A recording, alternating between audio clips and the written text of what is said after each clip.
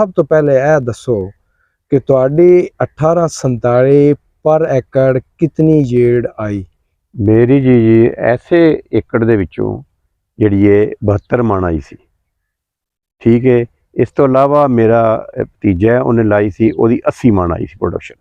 अस्सलाम वालेकुम चीमा जी साहब, वालेकुम सलाम जी। की हाल है जनाब? अल्हम्दुलिल्लाह, शुक्र अल्लाह दा जी।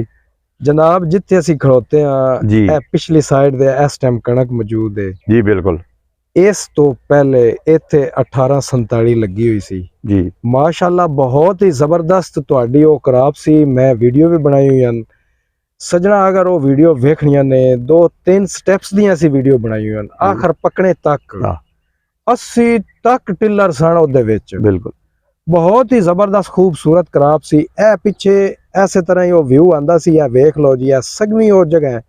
चीमा साहब सब तो पहले ए दसो कि तुहाडी 1847 पर एकड़ कितनी यील्ड आई?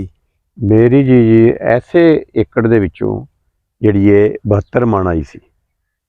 ਠੀਕ ਹੈ। ਇਸ ਤੋਂ ਇਲਾਵਾ ਮੇਰਾ ਭਤੀਜਾ ਹੈ, ਉਹਨੇ ਲਾਈ ਸੀ, ਉਹਦੀ 80 ਮਣ ਆਈ ਸੀ ਪ੍ਰੋਡਕਸ਼ਨ।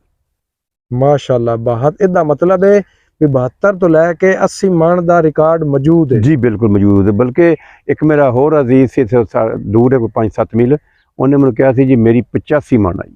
माशाल्लाह लेकिन यह जो 80 ते 72 ये साढ़े ऐसे इस जमीन चो निकली है, नाल जी एक भतीजे मेरे दी नाल जमीन है वो चो निकली 80 मण। 1847 ਤੇ ਕਿਹੜੀਆਂ ਬਿਮਾਰੀਆਂ ਵੇਖੀਆਂ ਜੇ ਔਰ ਉਹਨਾਂ ਨੂੰ ਕਿਵੇਂ ਕੰਟਰੋਲ ਕੀਤਾ ਜੇ? ਅਸੀਂ ਜੀ 1847 ਦੇ ਉੱਤੇ ਕੋਈ ਬਿਮਾਰੀ ਨਹੀਂ ਵੇਖੀ ਤੇ ਨਾ ਕੋਈ ਬਿਮਾਰੀ ਆਈ ਹੈ, ਲੇਕਿਨ ਅਸੀਂ ਇhtiyatan ਆਪਣਾ ਨਟੀਵੋ ਦੀ ਸਪਰੇ ਇਹ ਸਪਰੇ ਕਰ ਲਓ ਜਨਾਬ, ਜੋ ਵੀ ਵਾਇਰ ਵਗੈਰਾ ਦੀ ਕਰਦੇ ਸਾਂ ਉਹ ਇhtiyatan ਕਰਦੇ ਨੇ, ਲੇਕਿਨ ਉੱਤੇ ਕੋਈ ਬਿਮਾਰੀ ਨਹੀਂ। ਬਾਕੀ ਦੂਸਰਿਆਂ ਦੇ ਸਪਰੇ ਦੇ ਬਾਵਜੂਦ ਥੋੜੀ ਬਾਤੀ ਆਂਦੀ ਸੀ, ਲੇਕਿਨ ਇਸ ਤੇ ਕੋਈ ਬਿਮਾਰੀ ਨਹੀਂ। ਬਿਮਾਰੀ ਤੋਂ ਬਿਲਕੁਲ ਪਾਕ ਹੈ। चावल दी फसल भावे जिड्डी भी सोहनी होवे ना डिग जावे ते तबाही हो जाए। बिल्कुल डिगदी नहीं, बिल्कुल नहीं डिगदी। ਇਹਦੀ ਹਾਈਟ ਹੈ ਨਾਰਮਲ ਹਾਈਟ ਹੈ ਇੱਕ ਜਿੰਨੀ ਬਾਕੀ ਸਾਡੀ ਉਹਨਾਂ ਨਾਲ ਖਾਲਦ ਹੈ ਉਹ ਵੀ ਡਿੱਗ ਪਈ ਸੀ, 17-18 ਵੀ ਡਿੱਗ ਪਈ ਸੀ, 85 ਜਿਹੜੀ ਹੈ ਉਹ ਵੀ ਥੋੜੀ ਜਿਹੀ ਡਿੱਗ ਪਈ ਸੀ, ਲੇਕਿਨ ਇਹ ਬਿਲਕੁਲ ਇੱਕ ਪੌਦਾ ਵੀ ਇਹਦਾ ਕਿੱਲੇ ਦੇ ਵਿੱਚੋਂ ਨਹੀਂ ਗਿਰਿਆ, ਨਾ ਹੀ ਮੇਰੇ ਭਤੀਜੇ ਦੀ ਗਿਰੀ ਸੀ। ਮਾਸ਼ਾਅੱਲਾ ਜ਼ਬਰਦਸਤ ਹੋ ਗਿਆ। ਹੁਣ ਚੀਮਾ ਸਾਹਿਬ ਇਹ ਦੱਸੋ कि तुहाडे हिसाब दे मुताबिक आउंदा जेड़ा साल है हाँ चावल बीजने वाले जेड़े फार्मर्स हैं जी जी वो ज्यादातर केड़ी शय उन्हां नूं बीजनी चाहिदी है, केड़ी किस्म बीजनी चाहिदी है? बिल्कुल ये कोई शक नहीं, जिमीदार नूं वही चीज़ चाहिए जिहदे च उहनूं 4 पैसे मिलन ते जबरदस्त जिहड़ा प्रोडक्शन उहदी 80 मण है।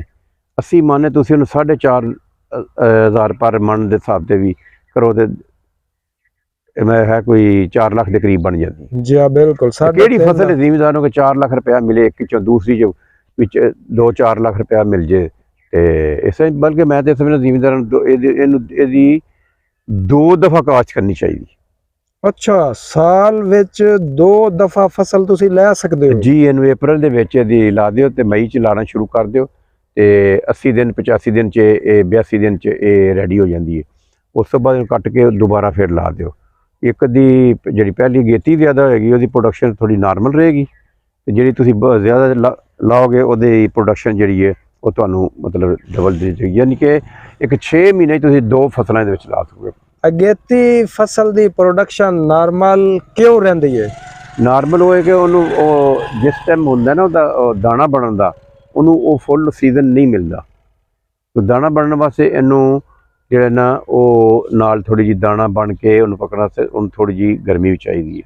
ਉਸ ਵੇਲੇ ਜ਼ਰਾ ਗਰਮੀ ਨਹੀਂ ਇੰਨੀ ਹੁੰਦੀ, ਇਸ ਵਾਸਤੇ ਉਹ ਜਲਦੀ ਜਿਹੜੀ ਹੈ ਪ੍ਰੋਡਕਸ਼ਨ ਥੋੜੀ ਘੱਟ, ਲੇਕਿਨ ਇੰਨੀ ਘੱਟ ਵੀ ਨਹੀਂ ਹੁੰਦੀ, ਉਹ ਕਮ ਤੋਂ ਕਮ 45-50 ਮਣ ਫਿਰ ਵੀ ਨਿਕਲੇਗੀ। ਮਾਸ਼ਾਅੱਲਾ। 1847 ਦਾ ਜਿਹੜਾ ਪਲਾਨ ਖੁਰਾਕ ਦਾ ਤੁਸੀਂ ਇਸਤੇਮਾਲ ਕੀਤਾ ਸੀ, अगर तुसी साडे व्यूअर्स नाल शेयर कर दिओ तो बड़ी जबरदस्त काम हो जाएगा। अब्दुलरहमान साहब अगर मैंने पोसा यूनिवर्सिटी ने कहा कि इन्हूं जिन्नी मैक्सीमम फर्टिलाइजर दो बर्दाश्त कर दी है, लेकिन पहली दफ़ा लाई सी मैं एक नवा भी सीड सी, मैं यार कि गिर ना जाए इन्नी ज़्यादा फर्टिलाइजर देने नाल, मैं उन्होंने फिर सिर्फ ना थल्ले पोटाश और नाइट्रोफास उत्ते फिर उन्होंने जी अद्धा गट्टू यूरिया, एक बैग वो अमोनीयम सल्फेट का वो दिता सी, बाकी मैं उन्होंने पोटाश 2 दफ़ा दी, अद्धा बैग थल्ले अद्धा बैग उस तो बाद उत्ते जो फल छल ਬਣਨਾ ਸ਼ੁਰੂ ਹੋਇਆ। ਨਾਰਮਲ ਜੀ ਮੈਂ ਉਹਨੂੰ ਦਿੱਤੀ, ਨਾਰਮਲ ਚੀਜ਼ ਦਿੱਤੀ। ਅਗਰ ਇਹਨੂੰ ਫੁੱਲ ਦਿੱਤਾ ਜਾਂਦਾ ਨਾ, ਮੇਰੇ ਭਤੀਜੇ ਨੇ ਮੇਰੇ ਨਾਲ ਜ਼ਿਆਦਾ ਫਰਟੀਲਾਈਜ਼ਰ ਦਿੱਤੀ, ਉਹਨੇ ਜ਼ਿਆਦਾ ਫਰਟੀਲਾਈਜ਼ਰ ਦਿੱਤੀ, ਉਹਦੀ ਪ੍ਰੋਡਕਸ਼ਨ ਵੀ ਜ਼ਿਆਦਾ ਆ ਗਈ। जी ठीक हो गया। अच्छा मोहतरम तुसी यह फरमाओ कि तुसी पर एकड़ कितना बीज लाया सी? ਮੈਂ ਜੀ 6 ਕਿਲੋ ਪਰ ਏਕੜ ਲਾਇਆ ਸੀ। ते बीज लाने दा मौजू टाइम दस दियो, पनीरी कदों लानी? ਇਹਦੀ ਜਿਵੇਂ ਇਹ ਤੇ ਦੇਖੋ ਤੁਸੀਂ, ਅਗਰ ਡਬਲ ਲਾਣੀ ਹੈ ਫਿਰ ਤੇ ਤੁਸੀਂ ਇਹਨੂੰ ਅਪ੍ਰੈਲ ਦੇ ਵਿੱਚ ਇਹਦੀ ਜਿਹੜੀ ਹੈ ਨਾ ਉਹਨੂੰ ਪਨੀਰੀ ਲਾ ਦਿਓਗੇ, ਠੀਕ ਹੈ। 25 ਦਿਨ ਬਾਅਦ ਸ਼ਿਫਟਿੰਗ ਕਰ ਦਿਓ। ਤੇ ਜੇ ਤੁਸੀਂ ਨਾਰਮਲ ਇੱਕ ਫਸਲ ਹੀ ਲਾਣੀ ਹੈ, ਉਹਦਾ ਫਿਰ ਤੁਸੀਂ ਜੂਨ ਦੇ ਐਂਡ ਤੇ ਇਹਨੂੰ ਲਾ ਦਿਓ, ਸਾਰੀ ਜੂਨ ਦੇ ਵਿੱਚ, जून दे शुरू या ਸ਼ੁਰੂ ਚ ਜੂਨ ਦੇ ਚ, जून दे शुरू च? ਹਾਂ, ਮਈ ਦੇ ਆਖਰ ਤੇ ਜੂਨ ਦੇ ਸ਼ੁਰੂ ਚ। ठीक हो गया। और यह फरमाओ कि अगर किसी फार्मर नु सीड चाहिए होवे ते कुछ क्वांटिटी दे अंदर मौजूद है? हाँ जी, इस वेले ते मेरा तकरीबन सारा ही सीड विक चुका है। ठीक है। ते सिर्फ मेरे को पे पे इस वेले मेरे अपने लाने लिए है। ठीक है। सीड इस टाइम ਤੁਹਾਡੇ ਕੋਲ अवेलेबल नहीं है? इस वेले अवेलेबल नहीं है 1847। हालांकि अजे तक सीजन शुरू नहीं होया। बिल्कुल, मेरा एक ਤੁਹਾਡਾ टोटल सीड सेल हो गया? टोटल सीड सेल हो गया।